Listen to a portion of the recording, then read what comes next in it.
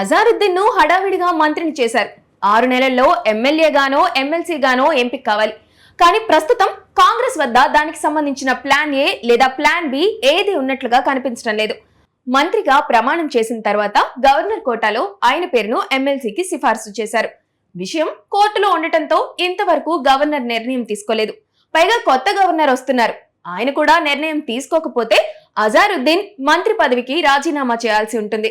Minority కోటాలో మంత్రిగా బాధ్యతలు చేపట్టిన అజారుద్దీన్ రాజ్యాంగ నిబంధనల ప్రకారం 6 నెలల్లోపు అంటే ఏప్రిల్ 30, 2026 నాటికి అసెంబ్లీ లేదా కౌన్సిల్ సభ్యుడిగా ఎంపిక కావాల్సి ఉంది. ఈ ప్రక్రియలో ఎదురవుతున్న న్యాయపరమైన చిక్కులు ఆయన మంత్రి పదవిని సందిగ్ధంలో పడేశాయి. అజారుద్దీన్ ను గవర్నర్ కోటాలో ఎమ్మెల్సీగా నామినేట్ చేస్తూ ప్రభుత్వం గతంలోనే సిఫార్సు చేసింది. అయితే గతంలో బీఆర్ఎస్ ప్రభుత్వం సిఫార్సు చేసిన పేర్లను గవర్నర్ తిరస్కరించడంపై దాసోజు శ్రవణ్, కుర్రా సత్యనారాయణ కోర్టును ఆశ్రయించారు. ఈ వ్యవహారం ప్రస్తుతం సుప్రీంకోర్టు పరిధిలో ఉండటంతో గవర్నర్ జిష్ణుదేవ్ వర్మ అజారుద్దీన్ నియామకంపై నిర్ణయం తీసుకోలేకపోయారు.